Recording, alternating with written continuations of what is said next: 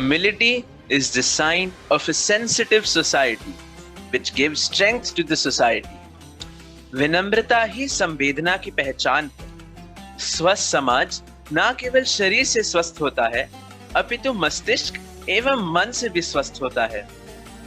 तो आज के हमारे टॉक शो में हम आपको मिलाने जा रहे हैं एक ऐसी शख्सियत से जो काफी सेलिब्रिटीज और फेमस पर्सनालिटीज के बीच रह चुके हैं।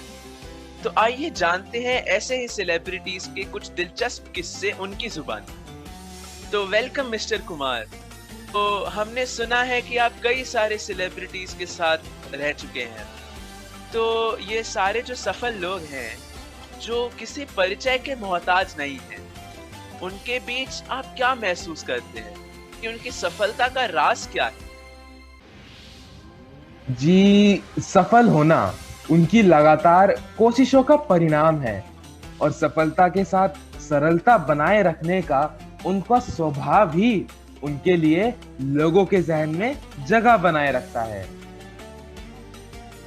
जी जी जी जी जी, बिल्कुल सही कहा आपने। मगर इतनी सफलता मिलने के बावजूद भी सरलता बनाए रखना कितना मुश्किल होता होगा ना?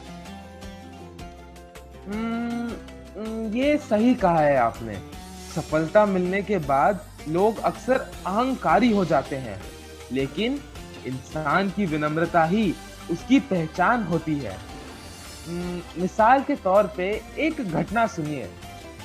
जब मैं छठी क्लास में था, मुझे गुस्सा बहुत आता था और मैं बहुत झगड़ता था और एक बच्चे से तो खासकर झगड़ा करता था। मगर उसने कभी मुझसे झगड़ा नहीं किया, बल्कि हर बार मेरी तारीफ करी, मेरा साथ दिया। उसने मुझे सिखाया कि सुनना कैसे चाहिए और अपना काम कैसे करना चाहिए। कम बोलना, ज्यादा सुनना, झगड़ों से दूर रहना, विपरीत परिस्थिति में भी खुश रहना, गलतियों को भी माफ कर देना, जो पसंद ना हो उसको भूल जाना, दूसरों की खामियों को भी अपना लेना मैंने उसी से सीखा। मैं उसके लिए कठिन था, पर उसने मुझे सरल बना दिया। ये तो थी आपकी विनम्रता की कहानी। तो कोई ऐसा किस्सा हो किसी सेलिब्रिटी का जो आप हमारे साथ शेयर करना चाहें? जी जरूर। ये 1960 की बात है। Dilip Kumar, one of the finest actors in the Indian film industry. At the peak of his career, he was once traveling by plane. The passenger next to him was elderly, dressed in a simple shirt and pant.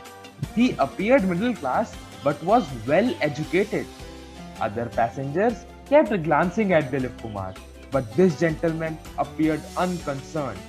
He read his newspaper, looked out of the window, and when the tea came, he sipped it quietly. Trying to strike a conversation, Dilip Kumar smiled. The man courteously smiled back and said hello.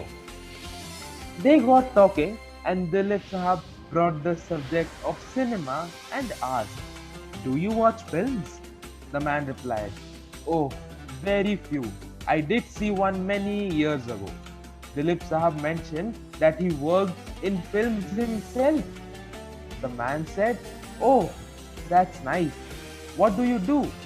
Dilip Sahab replied, "I am an actor." The man nodded.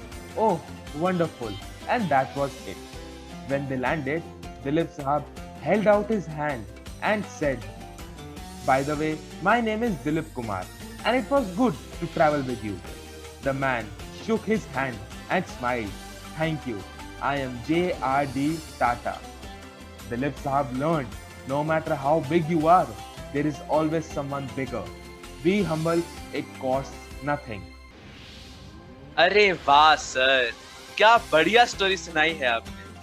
It was truly inspiring and motivating for all of us.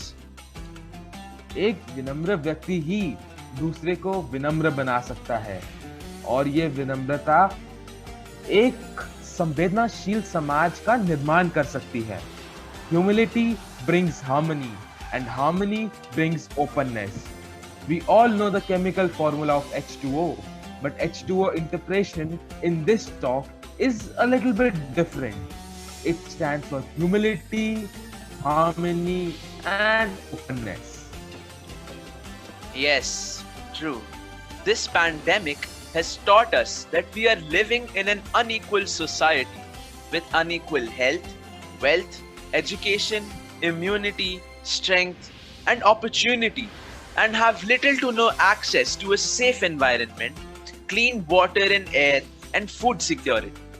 This leads to unnecessary sufferings, unavoidable situations, and even deaths. It harms our societies and economies. This unfairness can always be prevented by sensitivity towards society. विश्व बहुत सी असमानताओं का संसार है और हमारी संवेदना एवं प्रयास ही उसे समान और स्वस्थ बना सकती है।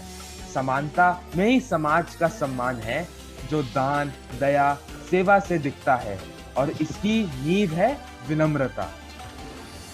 इस पैंडेमिक ने हर इंसान को अपने को जानने का मौका दिया कि वो दूसरों के लिए क्या कर सकता है।